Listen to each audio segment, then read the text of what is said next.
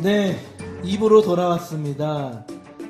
오늘 이 시간에는요, 지난주하고 연결을 좀 해서 신약 성경의 배경을 좀 공부를 하면서 우리가 좀 신약 성경을 좀 읽을 때 우리가 좀 해석하는 데 도움이 되고자 하는 그런 바람으로 좀 해볼 거고요. 먼저 개요를 말씀드리면 바울의 사상에 대해서 좀 얘기를 해보고, 그 다음에 요한복음을 왜 쓰여졌을까에 대해서 좀 얘기를 해보고요. 그 다음에 기독교에 대한 그 행간에 이제 그 비아냥거리는 기독교냐 예수교냐 바울교냐 뭐 그렇게 얘기하는, 우리 댓글에도 한 분이 몇 주 전에 써주셨는데 그거에 대한 설명도 하는 시간을 갖도록 하겠습니다. 네. 좀 개론적인 설명을 좀 시작하기 전에 다시 해드리고 좀 가는 게 좋을 것 같아요. 그러니까 신약 성경 전체를 이해하려면 AD 40년부터 60년까지 도대체 사람들은 교회가 어떤 이슈를 가지고 있었는지를 우리는 이해할 필요가 있어요. 그러니까 그 사이에 20, 30년이라고 하는 그 시간 안에 교회와, 그러니까 예루살렘 교회와 그 소아시아 교회와 모든 지역에 있는 교회들과 바울과 12제자들이 어떤 이슈 때문에 계속해서 논쟁을 했느냐. 크게 여러 가지가 있지만 그 중에 큰 두 덩어리를 얘기를 하면은, 첫 번째는 이방인들이 구원을 받을 수 있겠느냐. 그리고 이방인들이 구원을 받으려면 할례를 받아야 된다. 아니다. 할례가 필요 없다. 그러니까 이방인들의 구원의 문제가 가장 큰 이슈였어요.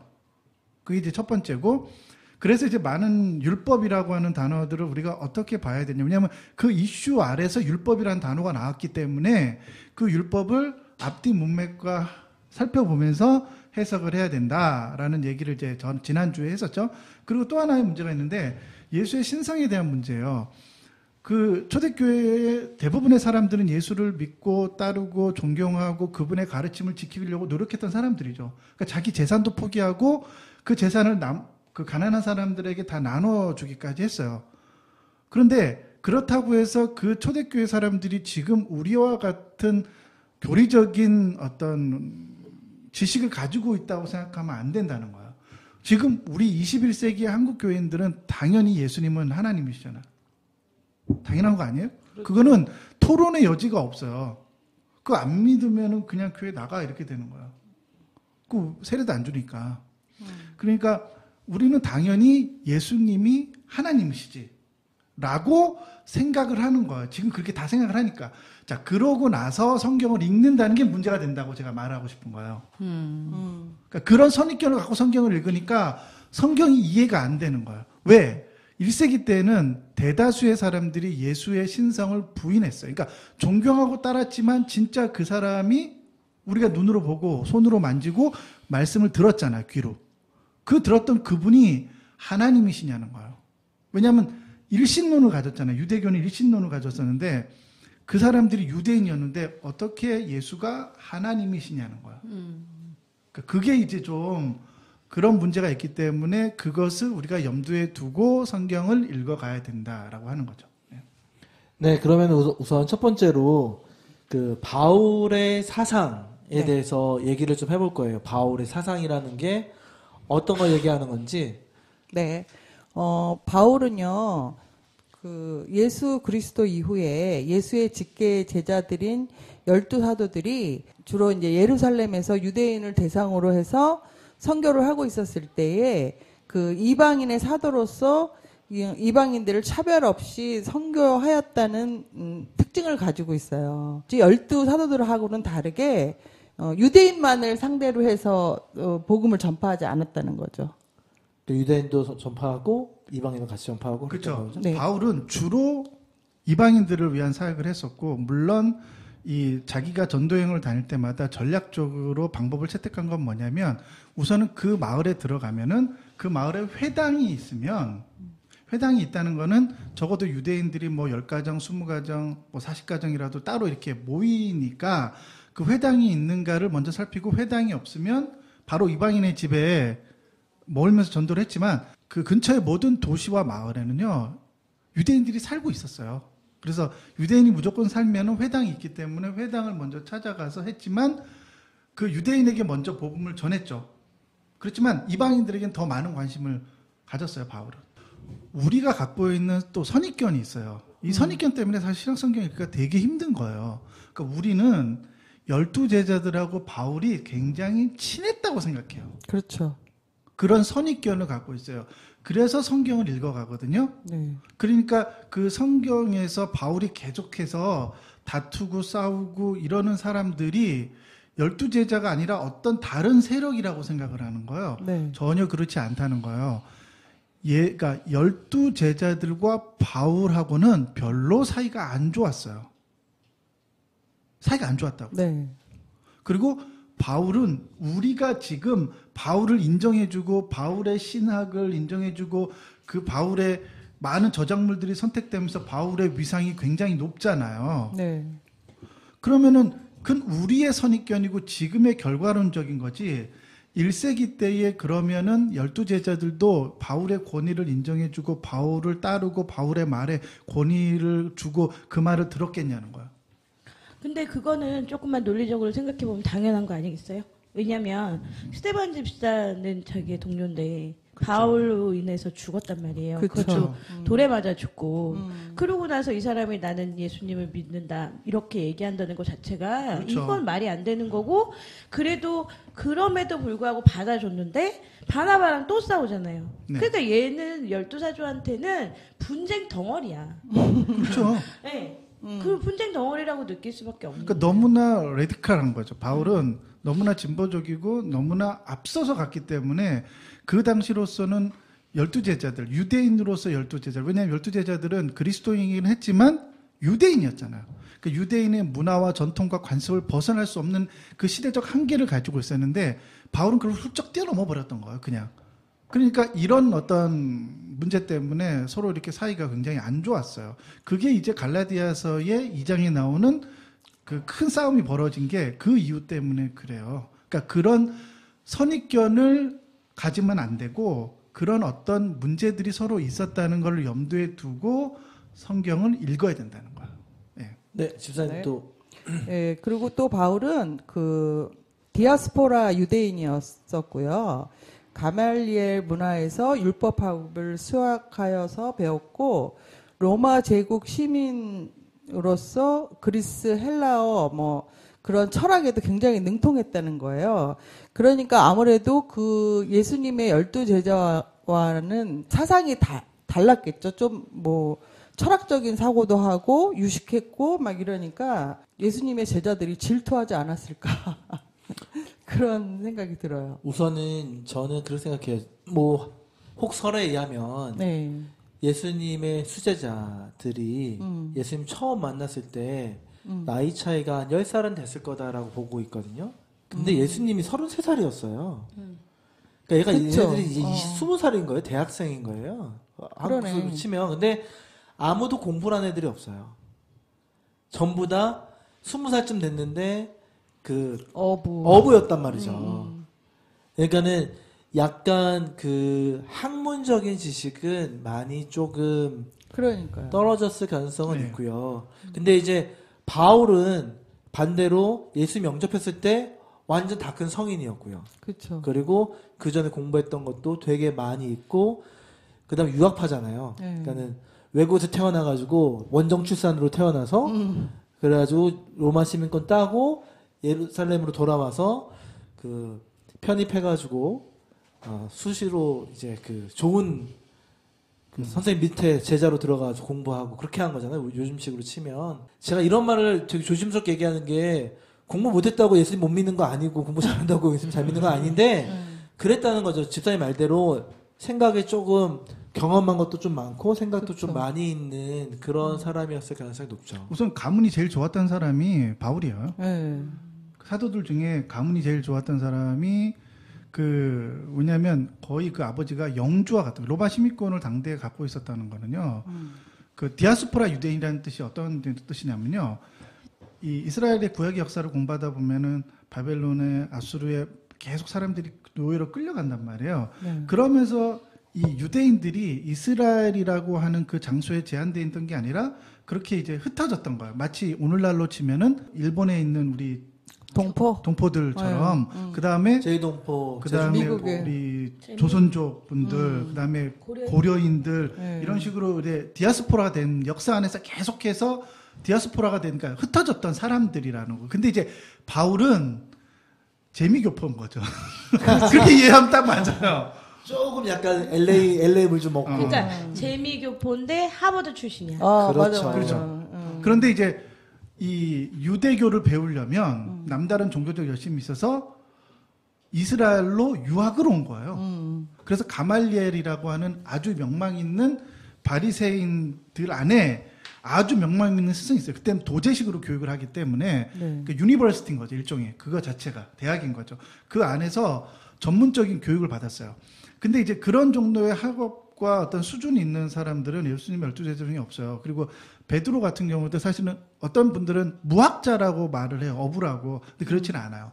베드로는 어부긴 어부였는데 선주였어. 선주. 네, 그렇대요. 정확하게는요. 그러니까 제 우리나라로 사촌 동생이 치면 지금. 제 사촌 동생 선주인데 걔가 부자가. 전 재산에 털어서 3억을 들어서 배를 샀거든요. 어, 그러니까는 베드로는 대충 그런 분위기네요. 약간 그렇죠. 그러니까 베드로가 우리가 일자 무식의 그러니까 어부였다고 생각하면 안 되고요.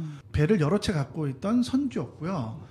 그 대신 그렇다고 해서 굉장히 엘리트는 아니었죠. 그렇지만 그렇다고 해서 글을 모르는 사람은 아니었다는 거예요. 그러니까 베드로 전후서를 쓰게 되니까 그 어떤 신학적으로는 바울에 견줄 수 없지만 그래도 나름대로 어떤 자기만의 논리적인 틀이 있었다는 거죠.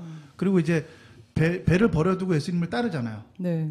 그럼 배를 버려뒀다는 거는 어부이기 때문에 버려둔 게 아니라요. 자기가 선주이기 때문에 자기 노예들이 있었잖아요. 아. 그러니까 그 자기 집안의 그 어부일은 자기가 선주이기 때문에 그걸 맡겨놓고 예수님을 따라갔던 거예요. 근데 그거를 그러면 그 문장만 빼서 네. 배를 버려두고 그렇지. 예수님을 따랐으니까 니들도 재산을 버리고 맞아. 예수님을 따르라는 설교를 제가 얼마나 많이 들었는데. 그건 이제 배경을 모르게 되니까 그런 거죠. 그러니까 이렇게 얘기해야 되죠. 기업체를 만들어서 기업의 대표가 되면 직원들이 알아서 기업을 운영할 테니까 나는 선교지에 가끔 제가 아는 이마트 사장님이 계세요. 제주도에. 네. 그분이 그런 분이었어요. 돈이 너무 많아서 20억 현금을 자 너희들 사업 운영에 나는 6개월 동안 선교지 가 있을 거야. 뭐 그런 일종의 그런 거라는 거죠. 느낌상. 약간 제 금수저네요. 베드로가. 그러니까. 가난하지 않았어요. 베드로는. 이렇게 게다가 유부남이었잖아요. 아, 그렇죠. 그 장모도 있었어요. 장모도 있었으니까 그러니까는 제가 딱 봤을 때는 젊고 선주에다가 결혼도 했고 젊은 CEO. 젊은 CEO 그 성덕이네 성덕. 그러네요. 성덕 부럽다. 혹시 아세요? 성덕 뭔지? 성덕이요? 성공한 덕후?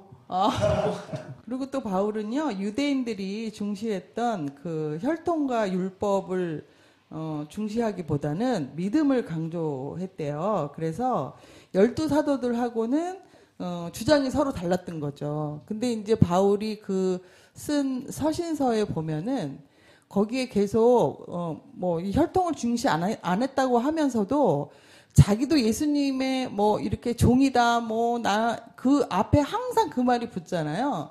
그런 걸 보면 나도 예수님의 제자야. 그걸 굉장히 나타내고 싶었던 거 아닌가. 그러니까 그게 그걸 반증해 주는 거예요. 그러니까 예루살렘 교회는 바울의 사도권을 인정을 안 해줬어요. 사도권을 인정을 안 해주고 왜냐하면 실제로 예수님과 3년 동안 사역을 한 게 아니잖아요. 그렇죠. 그리고 거기다가 스데반을 죽인 원죄, 그 주원 글씨까지 있잖아요. 그것 때문에 그의 회심과 사역을 왕성하게 일어나서 결과론적으로 사역이 잘 됐기 때문에 인정을 안 해줄 수는 없었겠죠. 그렇지만 그렇다고 해서 그 사람이 예루살렘 교회 12제자들의 주류에 끼고 있는 그런 사람은 아니었다는 거예요. 우리가 생각하는 것처럼. 그러니까 그 당시로서는 바울은 확실하게 비주류였어요. 이제 성경책에서 바울이랑 성경책에서 계속 싸우고 있는 부분들이 있는 거를 고지고대로 받아들이셔야 되는 게 실제로 그렇게 12제자들에 있는 예루살렘 교회와 바울이 좀 다툼이 있었다는 거고요.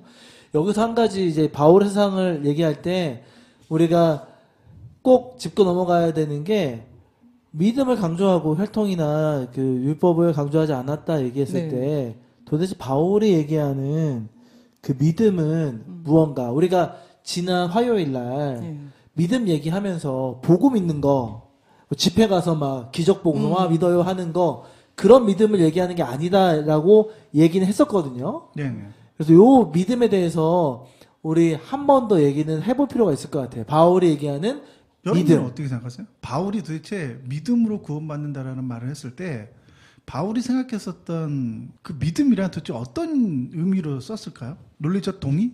확신? 바울이 그때 무슨 생각을 했는지는 잘 모르겠지만 우리는 답을 알고 있잖아요. 답을 얘기해버리면 약간 조금 끝난 거지. 끝난 거지. 더 이상 그래도 얘기를 해야 돼. 아니 근데 저는 좀 달라요. 왜냐하면 바울도 우리가 알고 있는 그 믿음을 알았을 거라고 생각을 해요. 그렇지 않으면 이렇게 확고하게 이렇게 믿음에 대해서 얘기할 수 없을 거라고 생각해요. 저는. 그러니까 그러니까 그게 뭐냐고. 그러니까 그게 뭐냐고. 그러니까 우리가 우리의 신념을 가지고 믿는 게 아니라 그리스도의 믿음으로 인해서 우리가 의인과 의롭다. 구원을 받는 거잖아요. 바울은 이걸 명확히 알았던 것 같아요. 제가 봤을 때는 그래요. 그렇지 않고서야 바울 서신서를 보면 내가 그리스도를 아는 지식을 다른 거, 그러니까 내가 알았던 모든 거, 그러니까 가장 고상하게 여긴다고 얘기를 하잖아요. 예, 그러니까 근데 간간히 그러거든요. 뭐 이렇게 내가 경험했던 거, 내가 아는 걸 얘기해주고 싶지만 그래봤자 막 이런 이런 뉘앙스가 자꾸 보인단 말이에요. 그러니까 알고 있지만 그 당시 때 사람들에게는 이게 이해가 안 되기 때문에 그런 거 아닌가. 저는 바울이 갈라디아서 명확하게 5장에 보면 그런 내용이 나와요. 바울의 표현을 빌리면은 믿음이 왔다라는 단어를 써요. 바울이. 믿음이 우리에게 왔다 이렇게 써요. 그럼 그러네. 알고 있었네. 그러니까는 지금 그러니까. 우리 그 댓글 다신 분 중에 한참 전인데 믿음으로 의롭다함을 얻었다 그 이신칭이 교리를 얘기할 때 우리가 막 소리 지르면서 그랬어요. 그 믿음은 너가 믿는 게 아니고 그리스도의 믿음이야 그랬는데 댓글에 도대체 그리스도의 믿음으로 의롭다함을 얻는 게 무슨 소린가요? 맞아요. 라고 댓글 올라왔었는데 저희가 그때 당시에는 댓글에 대해서 AS를 해주는 때가 아니라서 정확하게 얘기를 못 해줬거든요. 그러니까는 그리스도의 믿음이 내 안에 들어와서 내가 그 믿음을 통해서 의롭다함을 얻는 거고 그 믿음이 선물이다 그렇게 얘기를 하는데 이게 이제 논리적으로 이해가 되겠죠. 설명을 해주시겠어요? 그리스도의 믿음이 나한테 왔다. 그러니까 그 바울은 계속해서 그 믿음이라는 것을 내가 확신한다라고 하는 의지적 동의라고 설명을 해나갔던 게 아니에요. 그게 이제 바울이 1세기 때 보편적 정서 안에서 그렇게 설명이 되는데 문제는 지금 우리의 시대 안에서는 믿음을 나의 의지적 결단이라고 하는 것, 우리가 부흥을 보는 세 가지 관점을 얘기하면서 찰스 피니를 통해서 그 세부 개척을 하던 그 열심 있는 그 사람들에게 믿음의 결단, 인간의 의지적 결단을 통해서 하나님을 받아들이는 거라고 하는 것이 찰스 피니를 통해서 광범위하게 전 세계로 퍼져나갔잖아요. 네. 그러면서 오늘날까지 온 거예요. 그러니까 그것조차도 선입견인 거예요. 그러니까 오늘날에 우리가 믿음을 바라보는 인간의 관점에서의 의지적 결단과 그 복음을 받아들인다라고 하는 그런 관점도 오늘날 우리가 갖고 있는 시대적 우리 이 시대의 아들들이니까 저도 이제 이 생각에서 벗어나는 되게 오래 걸렸어요. 왜냐 어렸을 때부터 그렇게 교육을 받고 그렇게 듣고 자랐으니까 그 생각이 깨지질 않는 거야. 근데 이제 그런 생각을 갖고 성경을 읽으면 성경이 잘 이해가 안 되는 거야. 그때부터는. 그러니까 성경 배경을 배워야 되는 게 근데 바울의 생각에서는 그 믿음이라는 단어를 쓸 때는 그리스도라고 하는 것과 동의어로 자꾸 써요. 믿음은 그리스도, 그리스도는 믿음. 그러니까 그 사람이 갖고 있었던 거는 예수에 대한 예수가 가졌던 그런 개념을 좀 장착을 하고 신약 성경을 쭉 읽어갈 필요가 있다는 거죠. 그러니까 그리스도의 믿음이라는 게 정확히 뭐예요? 그러니까 그분이 가지고 있었던 그 믿음이 바울의 생각에서는요, 정확하게 바울이 이해했던 건 뭐냐면, 가난한 사람들을 구제하고 귀신을 내어 쫓고 이런 것을 우리는 믿음이라고 생각하잖아요. 네. 그걸 믿음이라고 생각하는데, 바울에게는 그런 게 아니었어요. 그러니까 스스로 예수가 죽음을 선택하죠. 네. 죽기로 선택해요. 근데 왜 죽기로 선택하냐는 거야. 예수가 믿음이 있었다는 거예요. 부활의 믿음. 하나님께서 성부 하나님께서 자기를 그 죽음 가운데서 그래서, 다시 살리실 것이라고 하는 그 믿음이 있었다는 거예요. 그 믿음. 그래서 하나님의 아들이 되는 거예요. 그러니까 부활의 사건을 통해서 완전한 하나님의 아들로 이 3차원의 공간 안에 사람들 안에 정확하게 인식을 딱 주는 거예요. 그럼 그 전에는 하나님의 아들이 아니었었냐? 아니요. 그 신학적으로도 논리적으로 하나님의 아들이었죠. 그렇지만 그것을 그러니까 증거로 삼아서 증명할 수 있었던 방식은 뭐냐면 그것이 부활의 사건이었다는 거죠. 근데 그 부활의 사건을 통해서 그 확신 있게 사람들에게 인과관계를 근거를 제시했잖아요. 그런데 그 예수의 죽으심과 부활하심을 바울이 계속해서 강조하는 게 그 죽으심이 그 예수의 믿음이었다는 거예요. 하나님을 믿는 그 믿음. 저는 여기서 질문이 하나 있는데요. 그러니까 그 믿음을 바울이 계속 역설하잖아요. 네. 그 당시의 사람들이 왜냐면 지금도 이해하기 힘든데 네. 지금도 이해를 잘못해서 막 내 확신이 믿음이라고 생각하는 크리스천들이 거의 대다수인데 그 당시의 사람들은 바울이 말하는 믿음을 정확하게 이해를 했어요? 그 사람들이 더 이해하기 쉬웠을걸요? 왜 그러냐면 우리가 지금 이런 식의 믿음이라고 하는 개념을 갖게 된 거는요. 계몽주의라고 하는 시대적 철학적인 영향을 받은 거예요. 그러니까 신과 인간 사이에 인간으로서 우리가 무엇인가를 결정할 수 있고 신을 부정할 수 있고 신을 받아들일 수 없고 나는 무신론자야. 나는 신을 믿지 않아. 나는 신을 결정할 수 있어. 선택할 수 있어. 이런 식의 개념들을 1세기 때는 갖고 있지 않았다니까요. 보편적으로. 물론 어떤 사람들은 가졌지만 그게 대다수의 사람들 안에 보편적 정서로 자리 잡은 건 아니라는 거예요. 그 당시에는 보편적인 정서는 뭐냐면 지금 인도처럼 그냥 모든 사람들이 종교를 갖고 있는 거예요. 그냥. 나는 신을 섬기는 노예의 위치에서 신은 저기 있고 나는 여기 있고 그래서 나는 신을 섬기는 존재로서의 소모품으로 존재하는 것을 당연하게 받아들이던 그런 대부분의 정서를 가지고 있었잖아요. 그러니까 그것을 근거해서 바울이 그렇게 설명해 가는 거예요. 그러니까 오히려 그 사람들이 더 받아들이기 쉬웠을걸요? 너무나 종교적인 사람들이기 때문에. 그들에겐 종교는 삶이었잖아요. 지금의 인도 사람들처럼. 제가 복음을 전할 때요. 인도 사람들이 더 잘 이해해요. 그러니까 죄에 대해 설명하잖아요. 그 사람들은 너무 잘 이해되던데 그것이. 그리고 예수의 믿음이라고 제가 인도 사람들 설명했더니요. 너무나 그 사람들은 쉽게 이해했어요. 이거를요. 그러니까 믿음을 왜냐하면 믿음은 신에 대한 믿음은 당연히 나에게 존재하는 거예요. 그게 없는 게 이상한 거예요. 근데 우리는 전제자가 뭐냐면 내가 신을 믿고 안 믿고를 선택할 수 있다고 생각하잖아요. 근데 인도 사람들은 삶이 종교이기 때문에 그런 생각을 안 해보거든요. 1세기 때도 그랬을 거 아니에요. 그러니까 약간 신을 갈아타는 것과 네. 신을 만드는 거에 차이네. 네. 갈아타는 믿음을 것이. 자기의 선택이라는 관점에서 보지 않는다는 거예요. 1세기 때 그렇죠. 사람들은. 아니 그러고도 이랬을 것 같아요. 지금 요즘에 우리들은 철학적인 사고를 안 하잖아요. 근데 이 바울 시대에 이 헬라 이 철학에 굉장히 능했다 그랬잖아요. 바울이. 그러니까 그 시대 사람들은 오히려 우리보다 철학적인 사고를 많이 하고 있지 않았을까. 우선 그 시대에서는 그 바울이 얘기를 했던 그리스에 있는 사람들은 철학이 종교였어요. 그러니까요. 네. 그러니까 그 사람들한테는 철학적으로 접근을 하지 않으면 그러면 말이 안 됐는데 문제는 뭐였냐면 그리스 사람들이 그랬거든요. 바울이 얘기하는 거는 철학이 아니다. 말이 안 된다. 쓰레기다 저거. 그렇게 얘기를 해가지고 배척했어요. 그리스 사람들이. 바울이 암만 얘기를 해도 걔네들이 철학적인 사고로 들었을 때는 이게 앞뒤가 안 맞고 말이 안 되거든요. 그러니까는 배척하고 그런 얘기가 있었죠. 이제 그때 당시에 커다란 이슈 두 번째가 뭐였냐면 예수님이 하나님이시냐 아니냐 그것 때문에 많은 얘기가 있었거든요.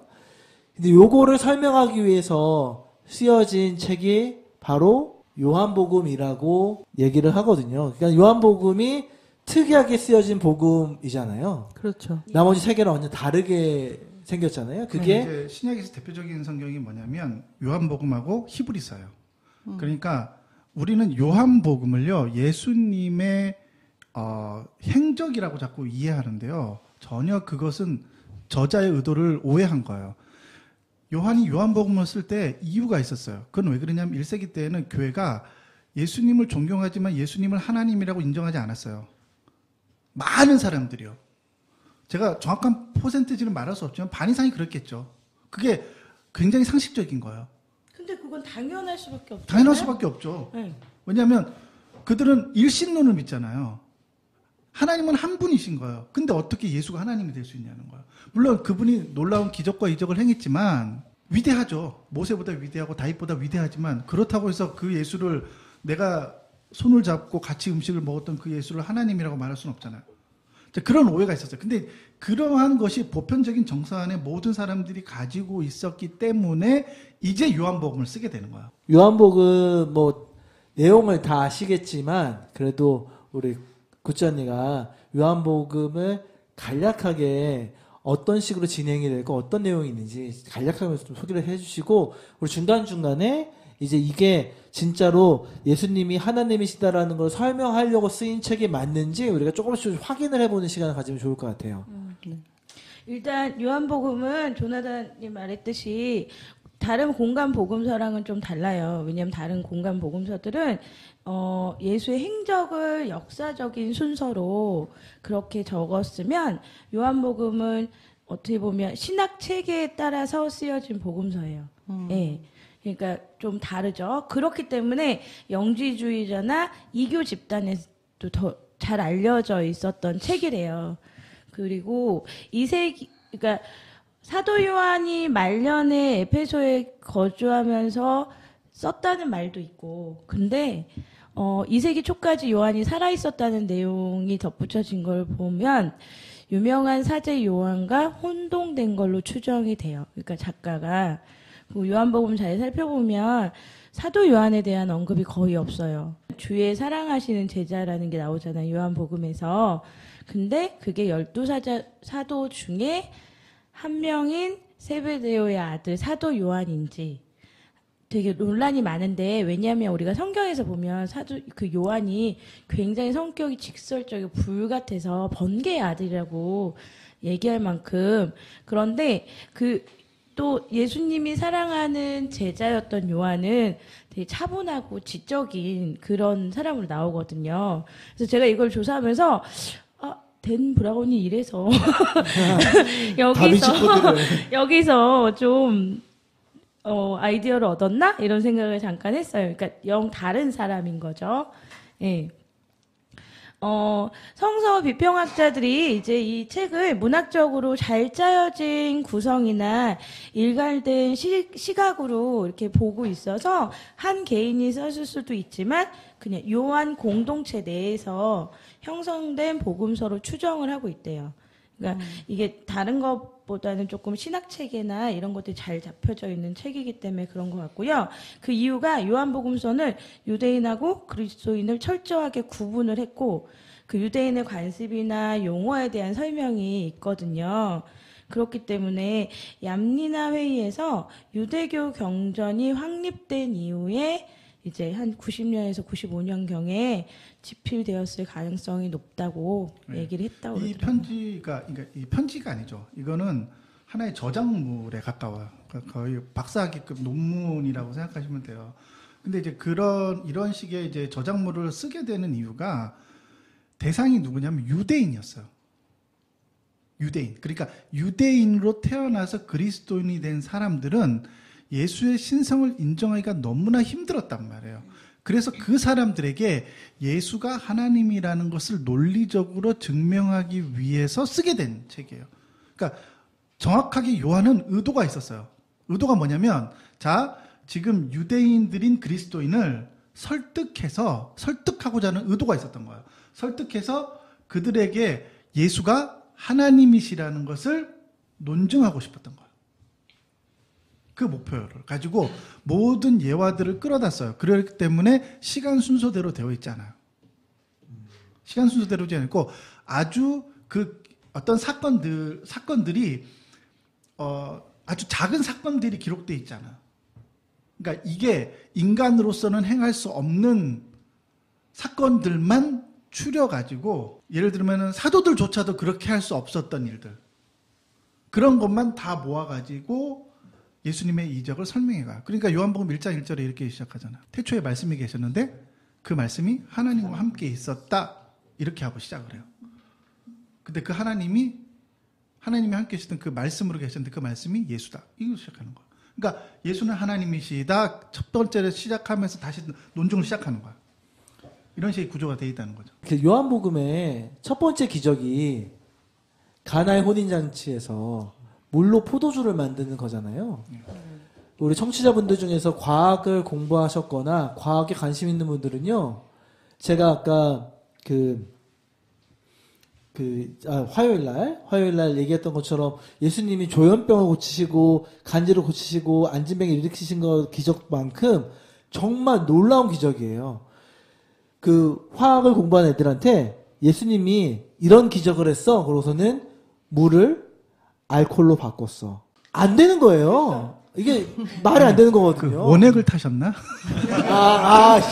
희석주. 우리 옛날 소주 만들듯이 몰래 가가지고 이렇게 원액을 타셨나? 절대로 있을 수 없는 기적만 모아놨다고 했을 때 저는 첫 번째 기적이 생각이 났어요.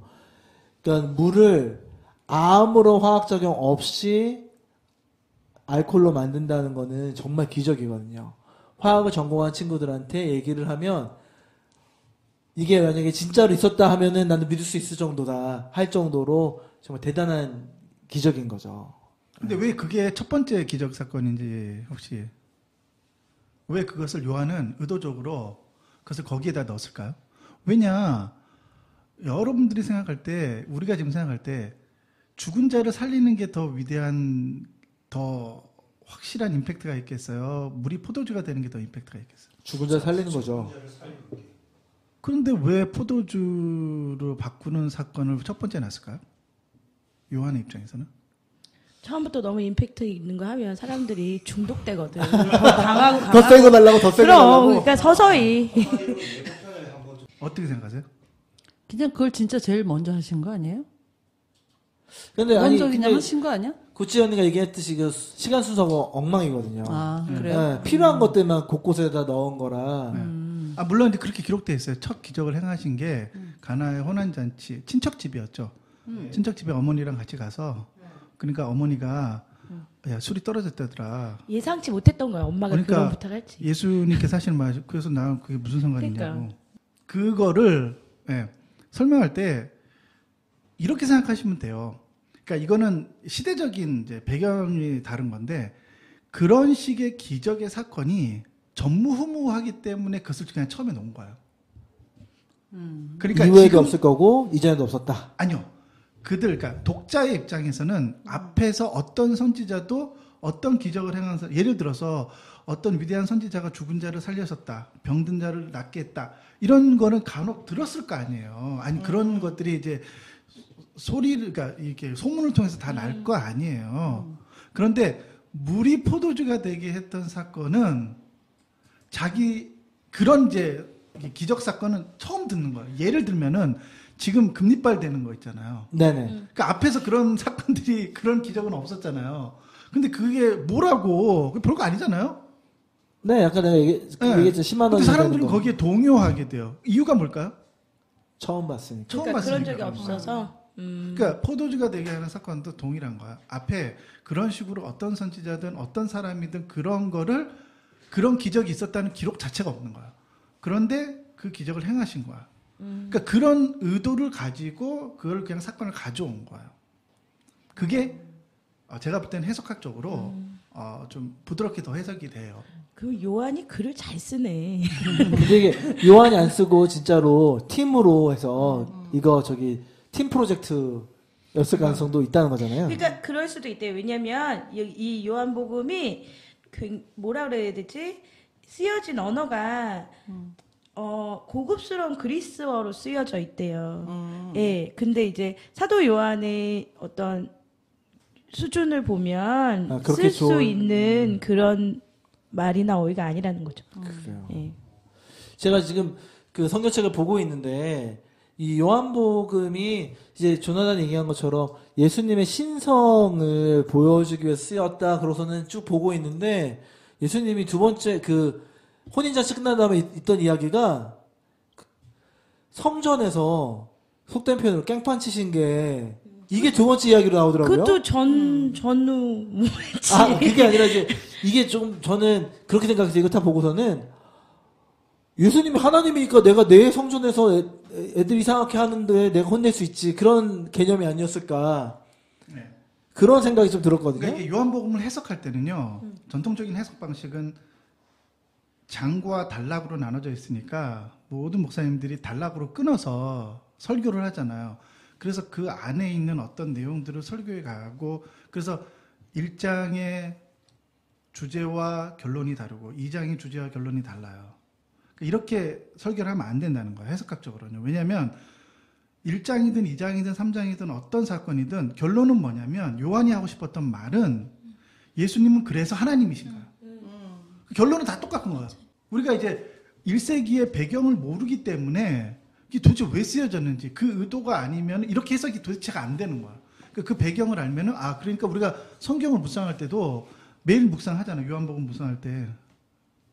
그러니까 1장을 딱 보고 나서 이래서 예수님은 하나님이시구나. 그런 결론이 나야 돼요. 그러고 나서 그거를 현대에 적용할 때는 조금 다르게 적용할 수 있겠죠. 근데 본문 해석 자체는 그렇게 해야 되는 거예요. 네. 이해가 좀 되셨는지 모르겠네요. 네. 지금 저는 이걸 다 할 수는 없을 것 같은데 계속 지금 빠르게 이제 요한복음을 좀 넘겨보고 있는데 전제를 깔고 요한복음 보니까 훨씬 더 조금 좋아요. 왜냐면 제가 지금 제일 좋아하는 장면이 사실 성경책에서 좋아하는 장면이 있으면 안 되는데 사실은 제일 좋아하는 장면이 사마리아에서 그 여인이랑 얘기하는 거였거든요.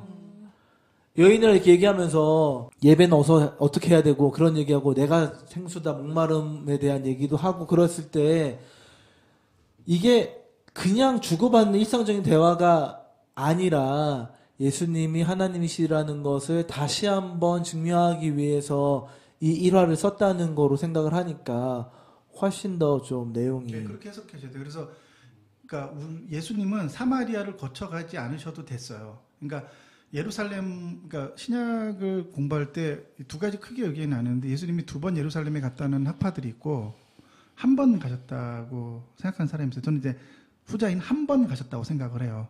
요한복음에는 지금 이제 사마리아 사건이 나오고 그다음에 성전을 뒤엎는 사건이 나오고 나중에 또 올라가시거든요. 이렇게 기록되니까 한 번 가셨다가 내려왔다가 다시 또 가신 게 아니냐 이렇게 얘기하는 사람도 있는데 그렇지 않고요.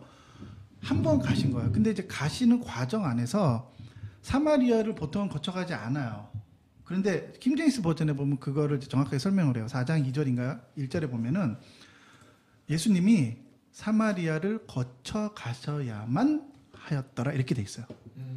그러니까 의지적으로 예수님께서 그렇게 결정하신 거예요. 그러니까 가다 보니까 사마리아를 거쳐가는 게 아니라 거기를 통과해서 굳이 가시겠다고 결정하신 거예요.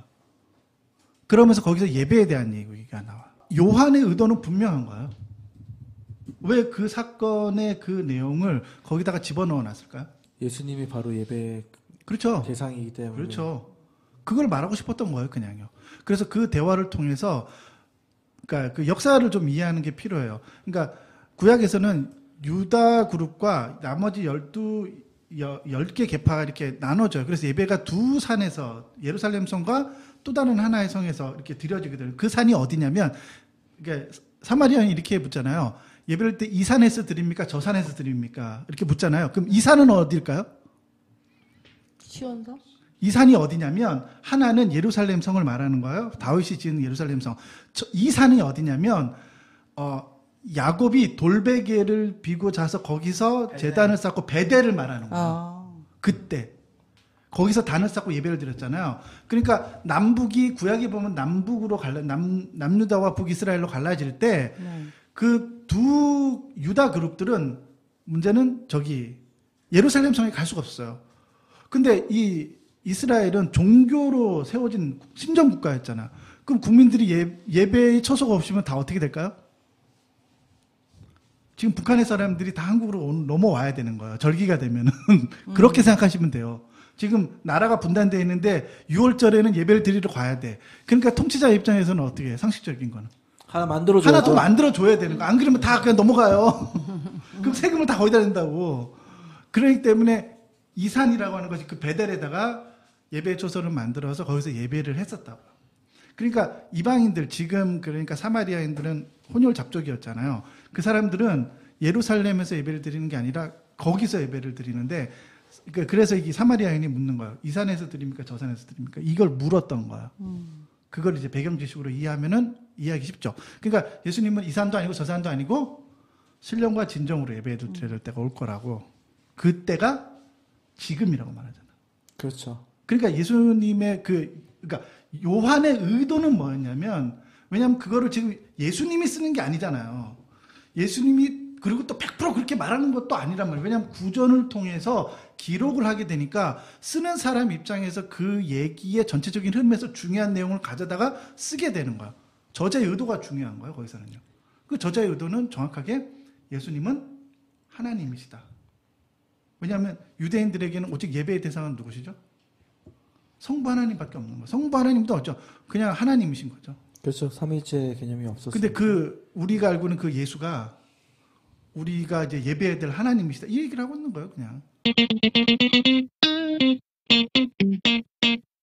요한복음의 그 9장에 보면요. 재밌는 또 기적을 하나 행하시는 게 있는데, 날 때부터 소경이었던 사람을 진흙에게서 눈을 발라주고 실로하면서 씻고 그 다음에 제사장에 보여라. 그렇게 얘기를 해가지고 눈을 뜨는 장면이 있어요. 네. 네. 네, 근데 요게 사실은 날 때부터 소경된 자라는 표현이 날 때부터 안구가 없던 자라는 그런 원어가 그렇게 해석이 된다고 그래요. 그러니까는 우리 생각하는 눈뜬 장님, 그렇죠. 눈은 뜨고 있는데 각막에 손상이 있거나 신경이 손상이 있어서 앞을 못 보는 그런 사람이 아니라 아예 날 때부터 안구가 없이 태어난 사람이었던 거예요, 이 사람이.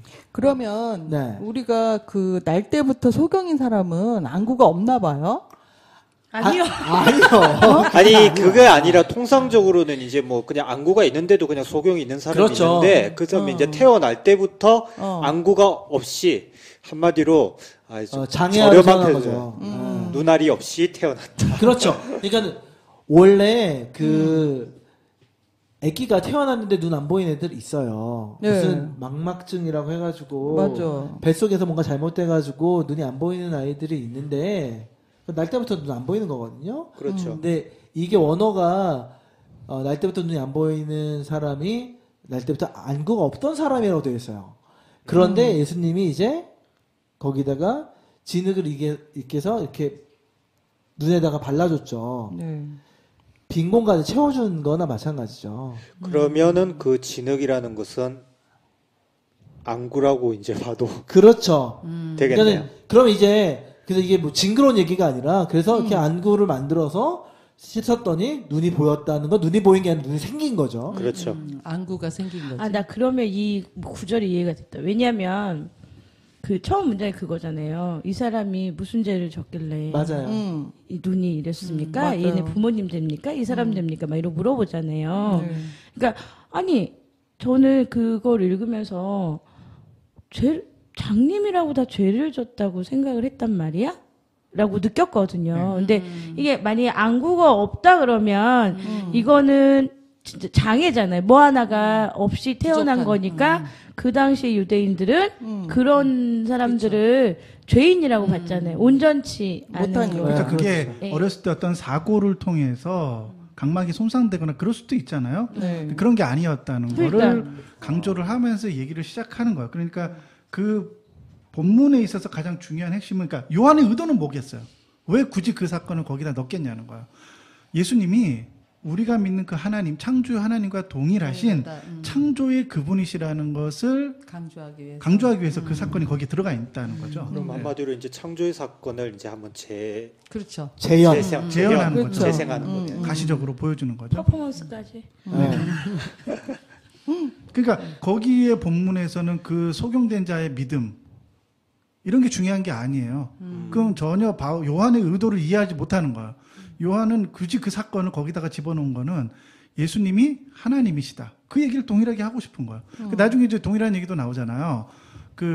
나중에 대제사장들이 불러다가 진짜 그게 얼마나 큰 이슈가 됐었냐면 진짜 그 날 때부터 네 아들이 소경된 자였냐고 묻잖아요. 네, 맞아요. 네. 자기가 그 앞에 가 증명하잖아. 그렇다고. 너 왜 자꾸 내 그렇다는데 자꾸 묻냐고. 너도 예수의 제자가 되고 싶냐고. 이렇게 물어요. 그러니까 지금 유대인들을 비아냥거리고 있는 거죠. 왜냐하면 유대인 그리스도인들을 가장 힘들게 했던 사람들이 누구냐면 유대인들이었어요. 예. 그렇기 때문에 그 유대인들을 비아냥거리는 걸 유머의 코드를 거기 넣는 거. 사실은 우리가 보면은 안 웃긴데 그들의 입장에서는 자기들을 핍박하던 사람이 누구였어요?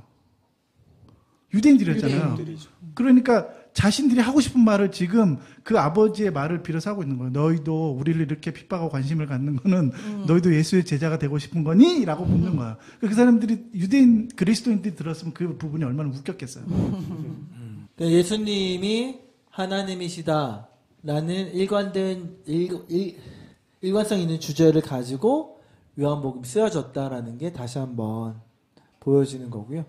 이 실로암은 우리 군대에서 맨날 부르는 군대 찬양 1번인데 아우 지겨워요. 지겨워. 사실은 그런 내용이 아니라는 걸 알면 그게 어떤 내용인지 알면 그렇게 막 흥분해가지고 클럽 가듯이 노래 부르진 않았을 것 같은데. 아니 군대에서 실로암을 부른다고요? 아니 제가 저기 예전에 오산리 기도원에서 구국 장병 기도회를 가면요. 네. 청취자분들 중에서 이제 군대 갔다 오신 분 아시겠지만 그게 제 1순위고 그거 부르면요 거의 뭐 콘서트장을 방불하게 하는 떼창이 무엇인지 정확하게 보여주는. 진짜? 인터넷에 쳐보시면 나옵니다. 영상이 유명해요. 유튜브에 한번 실로암. 들어가 마틴도 보세요. 좀 있으면 그거 하겠네. 마틴도 조금 있으면 가서 어두움. 나중에 병장 되면 뒤에 앉아 이제 있어요. 저는 이제 그런 거 못해요. 어머머 그래. 우리 그 나사로 얘기를 좀 해볼까요? 네. 예. 요한복음에 보면 나사로 사건이 나와요. 네. 예수님께서 자기가 죽고 그러니까 다시 살아날 것에 대해서 얘기하고 난 다음에 그 다음에 죽은 나사로를 살리는 사건이 나와요. 죽은 나사로를 살리는 사건이 예루살렘으로 올라가던 길에 예루살렘에서 한 40km 정도 떨어져 있어요. 그러니까 바로 예루살렘에 입성하기 전날 그 며칠 전에 예수님이 이제 예루살렘에 입성하고 나서 고난을 당하시고 이제 십자가에 달려 죽으시잖아요. 그 사건 전에 나사로의 사건이 나와요. 왜 요한은 그런 식으로 사건을 배치해 놨을까요? 예수님의 부활을 얘기. 그렇죠. 그러니까 우리는 나사로의 사건을 얘기할 때마다 나사로의 누나가 있었잖아요. 예, 마르다. 네. 그 사람의 믿음을 또 강조해요. 맞아. 네. 맞아요. 저도 여의도 교회 그 목사님 그 설교 믿음 많이 들어봤어요. 믿음 없음과 믿음 없음과 믿음 있음과 예수가 마리아와 마르다가 같이 혼나는 맞아. 그런 내용. 그렇죠. 그런 게 아니라는 거죠. 그 나사로의 사건은 정확하게요. 그리스도의 죽으심과 부활을 보여주는 거예요. 가시적으로. 그러니까 왜냐하면 예수님께서 내가 죽고 다시 살아나야 되는 것에 대해서 말했더니 제자들이 아무도 그걸 허용하지 않았어요. 믿지도 않았고. 그 무슨 말이냐고. 그랬잖아요. 네. 그것을 가시적으로 보여준 사건이 뭐냐면 나사로의 사건. 네. 죽은 나사로의 사건을 통해서 그렇게 죽으셨다가 그 시체가 썩기 시작하잖아요. 3일이 네. 지나서 그 나사로가 다시 부활을 해요. 살아난단 말이에요. 냄새 난다고 가지 말라고 네. 그러잖아요. 그것이 네. 자기의 사건으로 인한 것을 보여주시는 거예요. 그러니까 그런 것도 이제 그런 식으로 의도적으로 예수님께서 예루살렘에 들어가기 전에 굳이 그런 사건을 크게 부각시켜서 써놓은 것이 요한의 의도는 예수님께서 하나님이셨다는 것을 계속해서 강조해 가는 거예요. 세상에 인제서야 이게 이해가 되네요. 네. 이 나사로 사건이. 이게 이렇게 하면서 그런데 이래야지 재미가 있어요. 그러니까 성경책을 읽는 재미라는 표현이 좋은 건 아닌 것 같지만 그래도 조금씩 나도 조금씩은 알 수 있겠구나. 그러니까 저는 그런 말 많이 했었거든요. 백날 큐티하면 뭐하나. 백날 모여가지고 그날 자기가 느꼈던 거 이렇게 나눔의 시간 가지면 뭐하나 그랬었거든요. 왜냐하면 사람이 되게 감정적으로 반응하기 때문에 내가 그날 어떤 구절만 딱 꽂혀가지고 한 100번 읽고 가면 정말 내 마음대로 그 한 구절을 해석할 수가 있거든요. 그렇죠. 어떻게 보면 이게 문자주의 같은 그러니까, 그런 느낌이 예. 딱 드네요. 그래서 말씀의 사유화. 오직 그렇죠. 나를 위해서. 하나님이 직통으로 그렇지. 나한테 오늘은 저 어릴 때 그런 적 있어요. 성경책 들고 드르륵 보였다가 탁 비면 잠언의 한 말씀이 나와요. 맞아, 맞아. 나도 그래 그랬어. 우리 그거 하잖아. 마음이 너무 힘들 때 딱 폈는데 잠언 나오잖아. 이거 아니야. 내가 잠깐 딴 아, 생각했어. 저도 그런 마음이 경험 어려울 때 많아요. 펴는데 가로유다 목매어 죽으니라. 근데 사실 저는 몰랐어요. 저는 어릴 때 모르고 너무 좋은 말씀이 나오는 거예요. 근데 나중에 알고 보니까 성경책 정 가운데가 잠언이에요. 그렇지. 그래가지고 잠언의 말씀을 나요. 아들아 어미의 말을 들을 것이면 엄마 말 잘 들어야 되는데. 아무튼 이 성경의 배경 지식과 저자의 의도와 그때 왜 쓰였는지 그런 거를 알면 조금 더 조나단이 계속 강조하는 선입견, 편견 없이 해석하는 게 좀 도움이. 그렇죠. 요한복음의 대부분의 기적들은 의도적으로 취사 선택을 한 거예요. 요한이. 왜? 자기가 예수님이 하나님이신 것을 강조하고 싶어서 예수님의 수많은 기적들이 있어요. 그래서 요한복음 마지막에 보면은 내가 이 모든 것을 기록하면은 이 한 권의 책으로 기록하기에 부족하다는 거예요. 더 많은 거를 기록할 수 있지만 굳이 이런 걸 기록하는 거는 그 사건들만 빼가지고 와서 예수님이 하나님 그 자신이라는 것을 신학적으로, 그러니까 구조적으로, 교리적으로 그걸 체계화시켜가지고 사람들에게 설득하고 싶었던 저자의 의도가 있기 때문에 그 의도를 이해하고 읽으면 너무나 쉬운 거예요. 거기에 무슨 시크릿 코드가 있거나 비밀이 있는 게 아니라는 거예요. 그러면은 1장에서부터 21장 전장을 해석할 때 그런 분위기에서 쭉 해석해 가면 돼요. 그러면은 누구나 읽고 해석할 수가 있어요. 그러니까 누구나 다 읽고 해석할 수 있는 거를 있을 때까지 사전 지식이나 배경 지식이 필요한 거잖아요. 예. 그렇죠. 이거를 목사님들이 해주셔야 되는 거잖아요. 그렇죠. 그러니까 돈 받고 원래는 일을 하는 그렇죠. 거잖아요. 근데 그거 안 하잖아. 사실 그럴 거로 뭐라 그런 거잖아요. 아니 근데 그렇게 하시는 분들이 네. 너무 좀 적은 것 같아요. 맞아요. 제가 이때까지 이제 전에 다녔던 교회만 하더라도 그냥 뭐 감상문 쓰는 것 같아요. 감상문, 맞아요. 감상문 쓰는 것 같아요. 지금 다니는 교회 이제 목사님은 항상 그것을 항상 강조를 하시는 게 배경, 상황 배경이나 뭐 문자적인 이제 의미나 네. 그런 뭐 구조 같은 것을 강조를 하면서 이건 이렇게 보셔야 됩니다. 이런 걸 항상 강조하시거든요. 그래서 히브리서가 요한복음하고 같이 이렇게 짝을 이루어서 해석할 수 있는 그 거의 같은 구조로 되어 있어요. 그래서 유대인들에게 쓴 편지 그 저작물인데 이제 바울이라고 생각하는 사람도 있고, 왜냐면 논리적 구조가 바울에게 거의 근접한 신학적인 틀을 갖고 있기 때문에. 근데 이제 저자 모름이 지금 대세예요. 누가 쓴지 모르는 네. 거예요. 요한이 쓸 수도 있고 아니면은 요한복음하고 거의 이렇게 비슷한 거기 때문에. 근데 이제 내용은 뭐냐면 유대인들에게 써졌어요. 유대인 그리스도인에게 써졌는데 구조가 어떻게 됐냐면 모세보다 위대하신 예수, 천사보다 위대하신 예수, 그다음에 대제사장보다 위대하신 예수. 그 누구를 비교해요. 예수를 자꾸 누구랑 비교해서 그 사람들하고도, 그러니까 유대인들이 생각할 때 이 사람들은 거의 인간의 경지에 이를 수 없는 그 최고의 높이에 있는 이런 인물이야라고 생각하는 사람들을 끌어다가 그거보다 더 위대하신. 그러니까 그 히브리서도 전부 다요. 예수라고 하는 그분이 하나님이실 수밖에 없는 거를 역설하는 거예요. 전부 다. 그런 구조로 되어 있어요. 이제 마지막 토픽입니다. 우리 어떤 분이 댓글에다 써주셨어요. 왜 기독교의 신약 성서에는 바울의 편지가 그렇게 많냐? 예수님 얘기는 별로 없고. 이게 그래서 예수교가 아니라 바울교 아니냐? 네, 그런 얘기를 댓글에 써주셨는데 우리가 이 얘기를 좀 해봐야 될 것 같아요. 네. 조나단 어떻게 썰을 좀 풀어볼까요? 제가 얘기하면 결론이 나오니까 여러분들도 한번. 아니 저는 근데 이거 저는 그래서 구찌 언니도 마찬가지겠는데 전 학교 다닐 때 그렇게 배웠어요. 결론 먼저 얘기해야 돼요. 결론 얘기하고 그렇지. 바울처럼 결론 얘기하고 뒤에서 뒷받침을 좀 쭉 해주세요. 왜 결론 내었고 그 다음에 다시 한번 결론이 뭐였는지 한 번만 더 설명해 주시면. 우선은 우리의 선입견은 뭐냐면요.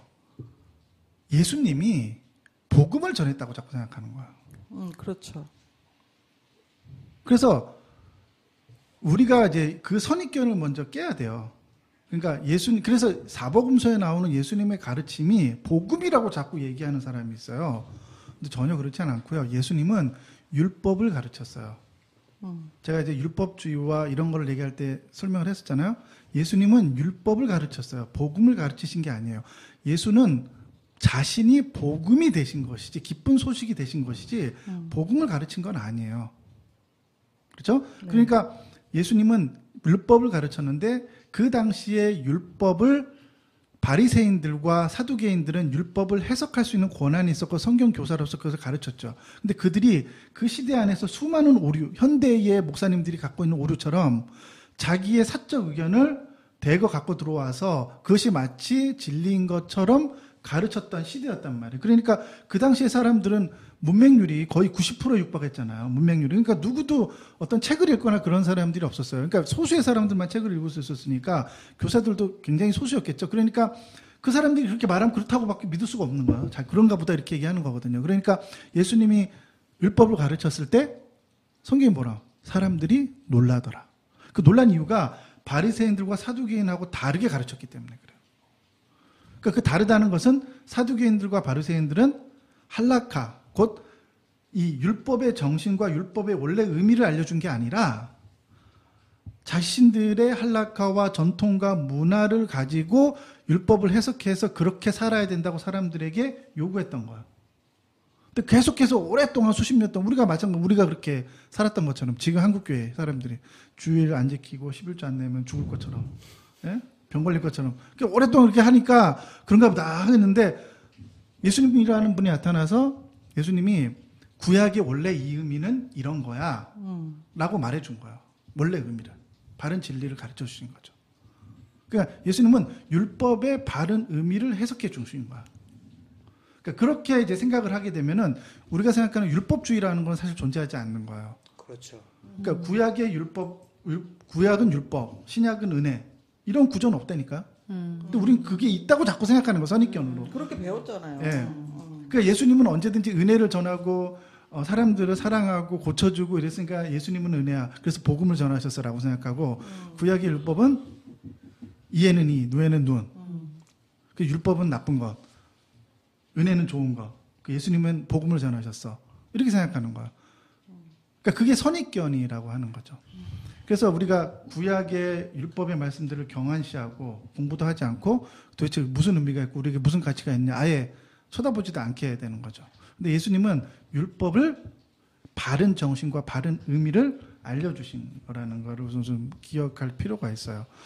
그러고 나서 예수님은 복음이 되시고 그 복음이 된 것을 사도들이 그것을 어떻게 구속의 완성을 어떻게 적용할 것인가를 이제 해석을 해야 하잖아요. 근데 이제 이 저작물들이요, 바울이 이 정도의 편지를 쓴 게 아니에요. 더 많은 분량을 썼잖아요. 네. 근데 이제 최종적으로 이것이 이제 성경으로 채택되게 돼요. 그래서 이제 그 논란이 많게 되는 거예요. 그러니까 이게 예수의 말씀들만 딱 모아놓으면은 문제가 안 될 텐데 대다수의 신학적인 내용들은 바울의 책을 채택하잖아요. 그 이유가 뭐냐면 우리가 이제 먼저 생각해야 되는 게 예수님이 복음을 전하신 게 아니라 율법을 해석하셨다는 거고 예수님께서는 그 복음 그 자체가 되신 거죠. 그리고 그것을 이해했던 사람들이 소수고 그 시간의 순서상 가면서 그것을 이해했던 소수의 사람들이 그 진리를 후대에 넘기게 되는 거거든요. 그러니까 우리가 갖고 있는 거는요. 성경을 해석할 때 우리가 보는 관점이 제일 중요한데 내가 늘 강조하던 게 뭐냐면 계시의 점진성, 확장성 있잖아요. 네. 그게 우리가 성경을 해석하는 아주 중요한 틀이에요. 다른 경전처럼 예수님이 하신 것만 딱 하고 구약도 다 떼어버리고 사도들 편지도 다 떼어버리고 예수의 행적만 딱 해놓으면은 그게 오히려 더 도움이 될 거라고 생각하는데 그렇지 않다는 거예요. 오히려 그렇다면 지금처럼 극단주의적인 이제 성향을 가진 이제 신앙이만 양성될 수 있다. 그런 가능성도 있겠죠. 그렇게 되겠죠. 우리가 믿는 거는 계시의 점진성과 확장성이라는 건요. 이 성경을 하나님이 기록하셨다라고 생각하는 게 아니에요. 우리는요. 이거 왜 하나님이 써요? 인간이 썼죠. 그렇죠. 근데 인간이 썼을 때에 하나님의 영감을 그들에게 주셨다는 거예요. 그래서 하나님이 인간을 구속하시는 그 진리가 그 사람을 통해서 정확하게 전달이 된 거예요. 그러니까 하나님은 근데 그것을 한 사람에게 맡긴 게 아니라 40명에게 1600년이라는 역사 동안에 그것을 기록하는 과정에서 인류의 집단 지성과 집단 지능이 거기에 다 들어가 있는 거예요. 그러니까 오늘날 이 계시의 점진성과 확장성, 성경에 기록된 그 원리만 이해해도요.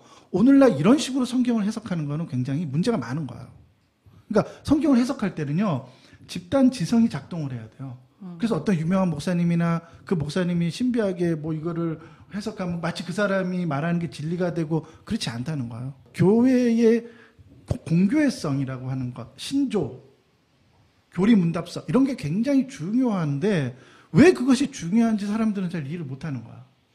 왜냐면 그게 집단지성이거든요.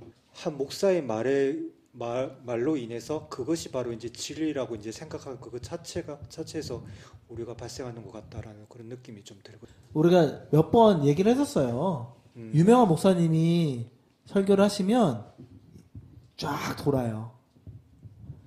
그 설교가 표절이 되는 거죠. 네. 그래가지고 이게 이제 조나단 얘기한 것처럼 여러 사람들이 충분한 시간을 가지고 생각을 해보고 그게 신학적으로 옳은 건지 고민하는 게 아니라 어느 교회에 이 목사님이 이렇게 얘기를 했는데 성도들이 은혜 받았다고 하더라. 그러면 이제 그게 다시 재생산이 돼가지고 또 작은 교회에서 또 얘기를 하고 그럼 그게 결국에는 그게 진리인 것처럼 그렇게 되는 거죠. 저도 그런 거 많이 경험했어요. 그러니까는 유명한 사람이 얘기하는 거에 홀깃하는 게 되게 많았거든요. 네. 그래서 뭐 어느 유명한 기업의 아니면 유명한 어떤 단체의 장인데 그 사람이 11조를 이렇게 했더니 자기가 금전적으로 부족함이 없었다. 그런 얘기를 들으면 아 나도 저렇게 해야 되는 건가 그랬었던 적이 있어요. 그게 진리가 아닌데 그 유명해지니까 전부 다 도는 거죠. 그러면은 이제 다시 본론으로 돌아와서 예수교인가요? 바울교인가요? 기독교는 집단 지성인 거예요. 그렇게 이해하셔야 돼요. 그러니까 어떤 특정한 사람의 말과 한 사람의 해석이 중요한 게 아니라는 거예요. 그런 해석을 모아서 교회, 공교회성이에요. 공교회가 그것을 만들어가는 거예요. 만들어가는 과정에서도 성령께서 영감을 주시고 성령이 우리를 도와주셔서 그 진리가 계속해서 후대에 전달될 수 있다라고 믿는 게 완전 축자 영감설인 거예요. 우리가 믿는 그 성경의 해석학적인 관점에서. 그러면요. 네. 교회에서 왜 통독 시키잖아요. 네. 통독은 사실 큰 의미가 없는 거네요. 저도 그런 생각이 참 들었어요. 그렇다면 나는 왜 통독을 하지? 그러니까. 그렇죠. 그래서 제가 강조하는 게 뭐냐면 성경 통독을 먼저 해야 되는 게 아니라요. 교리를 먼저 배우고 나서 통독을 해야 되는 거예요. 그러니까 교리가 뭐죠? 인류의 지금까지 성경이 기록되기 모세 때부터 기록되기 시작해서 완전히 정경화되고 그 다음 이후에 신학과 이런 것들을 해석하면서 조직신학이 만들어지잖아요. 네. 그것의 총합본인 거예요. 총합, 집단지성의 총합이 교리인 거예요. 그러니까 그 교리를 먼저 배우는 거는 우리가 이 인류 역사 가운데 만들어 놓은 기독교가 만들어 놓은 지성의 그 지성을 다운로드 받는 거라는 거예요. 그러고 나서 그 외에 또 점진적으로 뭔가를 재해석해낼 수 있는 이 시대의 재해석을 덧입힐 수 있다는 거예요. 그런 해석적 여지를 남겨둬요. 우리가. 그래서 우리 기독교가 다른 종교보다 더 비교 종교학적으로 우월한 거예요. 다른 종교는 그걸 할 수가 없는 거예요. 그러니까는 저는 그렇게 생각을 많이 해요. 그 감옥에서 있는 사람들이 성경책을 20번을 읽고 나왔다. 30번을 읽고 나왔다. 아니요, 몇 페이지에 무슨 글자가 있는지도 안다. 그게 아무런 의미가 없는 게 그들은 성경책이 왜 쓰였는지, 성경책의 커다란 주제가 무엇인지, 뭘 얘기하고 있는지에 대해서 전혀 모르고, 그러고서는 읽었기 때문에 맞아. 아무런 도움이 되지 않았던 거죠. 그러니까 이게 교리적으로 어떤 말씀을 우리에게 해주시려고, 어떤 진리를 보여주시려고 성경책을 우리한테 주셨는지를 미리 안다면 우리가 정말 어렵게 읽었던 레위기도 그렇게 어렵지 않게 읽을 수도 있을 것 같고요. 같은 게 반복되는 사무엘이랑 열왕기를 왜 두 번 썼을까? 어릴 때부터 계속 그게 고민인 거거든요. 왜 이걸 똑같은 거 두 번 썼지? 막 그러고 있는데 그런 것들도 그 안에서 뭘 말씀해 주실 거를 알게 되는 그런 게 좀 있을 것 같아요. 그러니까 교리를 우리는 우리의 이 인류 역사 가운데의 모든 엘리트들이 만들어 놓은 지식의 총합이라는 개념이 없는 거예요. 그렇죠. 그러니까 차가운 어떤 교조주의, 응? 그런 것들을 답습한다고 자꾸 답답하게 생각하는 거예요, 사람들은요. 그러니까 계속해서 거기서 문제가 생기는 거거든요. 기독교는 그런 종교가 아니에요. 집단 지성이 작동하는 종교이기 때문에 그런 교리를 먼저 배운다는 뜻은 지금까지 인류가 우리 기독교가 쌓아온 모든 신앙의 선배들의 지식의 총합을 먼저 배우고 거기에 고민하면서 오늘날에 덧입혀야 될 것들을 또다시 토론과 문화를 통해서 만들어가는 거예요. 에디팅해가는 거예요. 그러니까 우리는 버전이 그 안드로이드 버전이 올라가는 것처럼 버전이 계속 올라가는 거예요. 근데 다른 종교는 그 원서가 딱 하나 있으면 그걸 계속 보유해 가는 거잖아요. 근데 우리는 그렇지 않다니까. 성경이 있지만 그걸 해석하는 거는 업그레이드 시켜가는 거예요. 계속요. 그게 교리예요. 그러니까 우리가 성경을 이해하고 싶어요. 성경을 배우고 싶어요. 그럼 논리적인 순서는 제일 처음에요. 성경을 읽어야 되는 게 아니에요. 교리를 배우고 그 교리에서 개념을 이해하게 되면 그 다음에 성경을 읽어가는 거예요. 그리고 신학을 공부해서 그 부족한, 그게 완벽하진 않잖아요, 교리가. 거기에 이 시대 안에서 뭔가 고민을 다시 에디팅해서 우리가 토론을 통해서 공교회, 교회 전체가 뭔가를 다시 결정하면 에디팅해서 더 나은 버전들을 만들어가는 거예요. 이렇게 가는 거죠. 그러니까 저기 복음이라고 하는 게, 그러니까 저도 좀 보면 어떤 우리나라 번역본이 좀 그래서 가끔씩은 스페인 성경을 보기도 하고 그러는데 스페인 성경에서는 뭐 영어는 당연히 형용사가 명사 앞에 붙잖아요. 근데 스페인어는 형용사가 명사 뒤에 붙어야 돼요. 그래야지 객관성을 가지고 있는 그 형용사가 되거든요.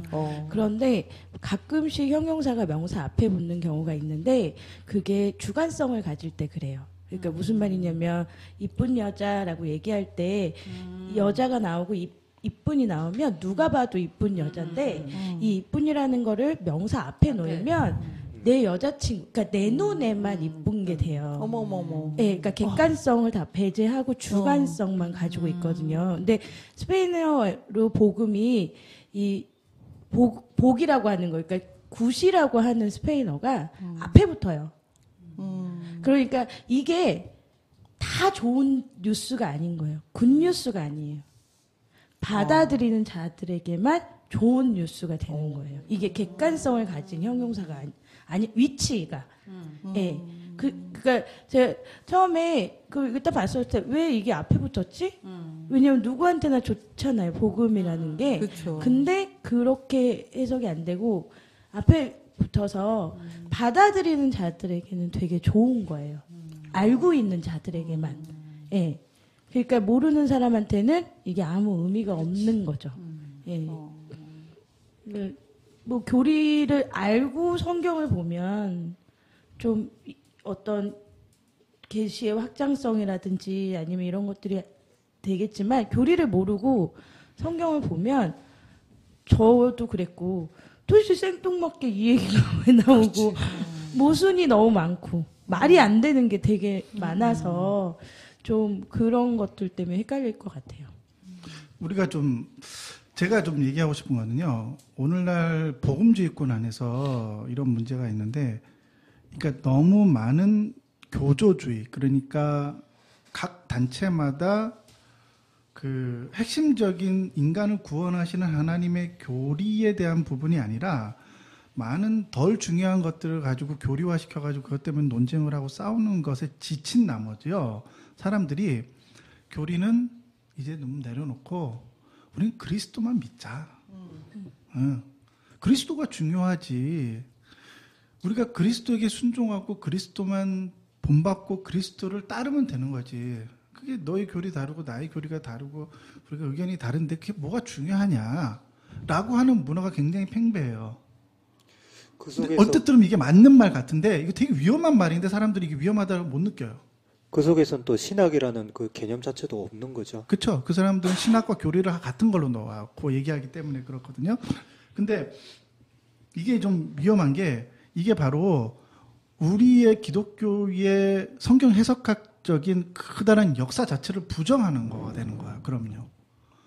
그러니까 우리가 수천 년 동안 만들어 놓은 이 집단 지성이라는 시스템을 단순히 이러한 환경과 문화 때문에 교조주의라고 하는 것 때문에 논리적으로 자꾸 얘기하고 그러면 마음에 상처가 되고 그게 힘드니까 그런 것 때문에 우리 전체의 수천 년의 역사의 방식을 포기하자는 얘기거든요. 그 얘기는요. 근데 이렇게 되면은 교리에 대한 중요성을 사람들이 상실하기 때문에요. 처음에는 좋을 것 같지만 조금만 지나면 이 교회 안에 너무나 큰 혼란이 작동돼요. 그래서 진리를 주관화시켜서 내가 느끼고 내가 생각하는 대로 성경을 믿게 돼요. 그래서 그런 문화가 팽배한 선교단체들을 통해서 그런 문화가 들어온 다음에 교회 안에서 어떤 문화가 생겼냐면 성경을 자기 뜻과 마음과 해석을 자기 마음대로 해버리는 거예요. 그리고 그것을 아무도 이상하다고 생각하지 않아요. 교회에서 지금도. 그게 큐티 나눔 그렇죠. 아니에요? 큐티라는 형식을 통해서 들어오긴 했는데 그걸 막 레마라 얘기하잖아요. 레마. 레마. 그러니까 내가 그렇게 느끼면 그거는 진리가 되는 거야. 포스트 모더니즘의 폐해죠. 네. 제가 그거를 알고 나서부터 이제 안 하는 게 있어요. 네. 그게 이제 카톡방에 제가 이제는 단체 카톡방에는 이제 보통 말을 잘 안 하는데 이제부터는 근데 이제 교회 카톡방에 제가 말씀을 잘 안 올려요. 그 이제 그 배경이나 그 상황을 설명하지 않고 나에게 그냥 주신 은혜다. 은혜라는 것만 이제 생각한 나머지 그걸 이제 올리면은 나도 이제 다른 사람이 감동이 될 것이다. 그렇게 해서 올리는데 생각해 보니까 이게 무슨 말인지 내가 알고 올리는 건가?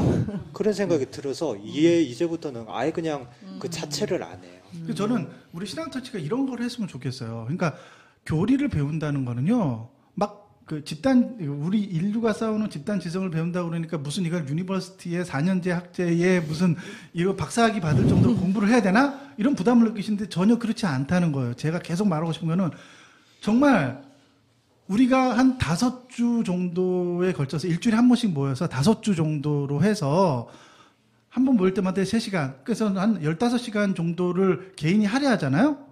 그러면 아주 핵심적인 교리들 있잖아요. 네. 그걸 다 누구나 배울 수 있어요. 기본적인 학력이 있는 분들은. 그렇죠. 그러니까 요즘 다 대학 공부 받았잖아요. 그 정도의 학력의 지식이 있는 사람들은 그 정도의 시간을 내잖아요? 그럼 할 수 있어요. 그러니까 저는 그렇게만 하면은 그 틀만 딱 갔잖아요. 그다음부터는 해석을 여지를 준다니까. 그 틀 안에서 각자 성경을 보면서 기본적인 틀은 갖고 있으니까 그걸 가지고 성경을 해석해 가는 거예요. 그런 거는 저는 굉장히 좋다고 생각을 해요. 그런데 그 틀이 없는 상태에서 자기 마음대로 해석하게 되면은 그때부터 이제 산으로 가기 시작하는 거예요. 네, 그래서 우리 나중에 우리 신앙터치에서 좀 책을 내고 난 다음에 저희가 그런 세미나를 좀 했으면 좋겠어요. 좀 이렇게 지역별로 인천이나 이렇게 지역별로 한 군데에서 세미나를 하면서 그런 좀 교리적인 거를 배우고 싶어하는 사람들을 모아서 여기 염전노예 의외로 맞아 염전노예. 수가 없어.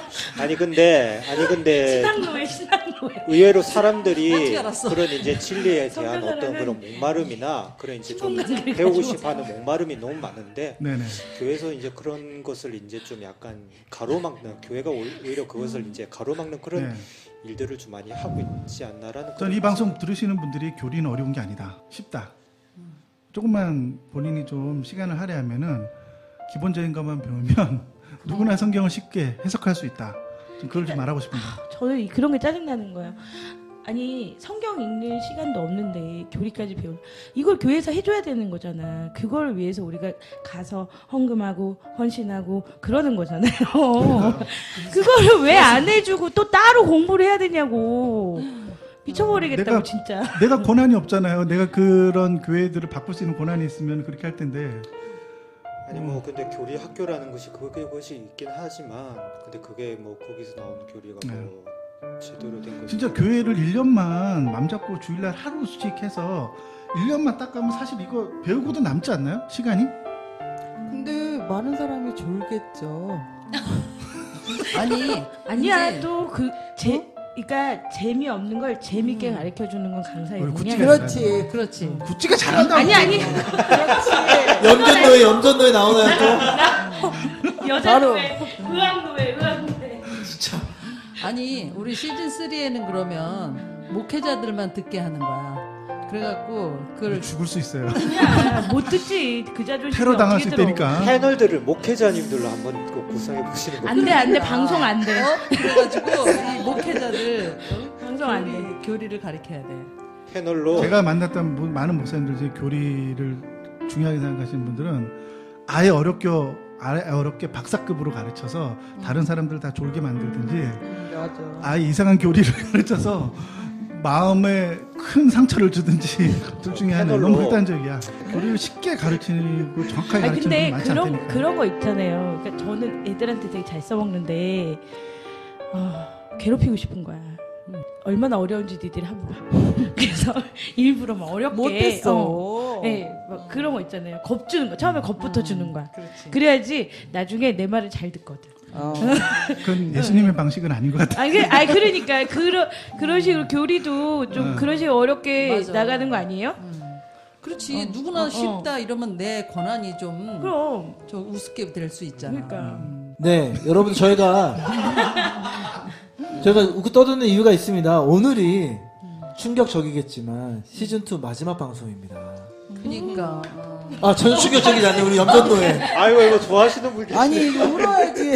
울어야 되는데 그래서요 마지막 마무리를 조나단이 잘해줬어요. 우리 결국에 목표는 뭐냐면 우리가 알아야 되는 것들을 좀 쉽게 알게 하는 게 우리 팟캐스트 시즌2 그 앞으로의 방향이거든요. 그래서 청취자분들이 저희가 길게 쉬지는 않을 거라고 조나단이 그럽니다. 그래서 약간 쉰 다음에 다시 시즌3로 돌아올 때 보다 더 알찬 방송으로 돌아올 거고요. 저희가 지난주에도 얘기했지만 같이 하실 동역자들을 조금 모집을 하고 있어요. 물론 면접은 필요합니다. 심층 면접 필요하고요. 저희하고 이렇게 마음이 맞는 분들이랑 같이 또 이런 기계적인 거 도와주실 분들도 좀 찾고 있고요. 그렇게 해서 시즌3에서는 좀 더 알찬 방송 그렇게 하고 저희가 매번 얘기하지만 순위 욕심 있습니다. 후원금 욕심 있습니다. 네. 저희가 근데 좀 더 알찬 방송을 해서 후원도 받고 또 저희가 좀 적어도 종교 카테고리에서는 좀 상위권에 계속 꾸준히 지금도 상위권에 있거든요. 근데 좀 꾸준히 있으면서 여러분들과 계속 소통하는 방송이 되었으면 좋겠습니다. 우선은 여기까지 시즌2 하겠습니다. 감사합니다. 수고하셨습니다.